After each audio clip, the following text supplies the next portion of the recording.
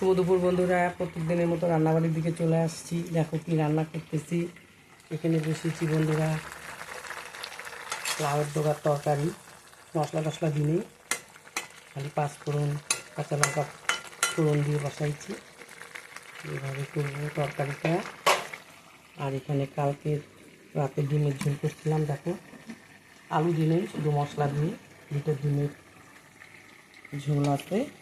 এখানে করলাম বন্ধুরা সরষা দিয়ে, টমেটো ধনিয়া পাতা দিয়ে ভোলা মাছ, গোটা গোটা মাছ। এই দেখো, এটা বেশি ঝোল করি নেই, মাখাই করছি, খেতে খুব টেস্ট লাগে। আর এখানে করবো বন্ধুরা মুরগির মাংস। এটা লাস্টে করব, আমরা খাই না, ছোঁয়া নেওয়া লাগবে, যার জন্য আগে সবগুলো করে নিলাম। এখানে মাংস ধোয়া রেডি, মশলাও এখানে রেডি, পেঁয়াজ আলু তেজপাতা সব কিছু রেডি। আবার লাস্টে করবো মাংসটা। তোমরাও সবাই খাওয়া দাওয়া খাও।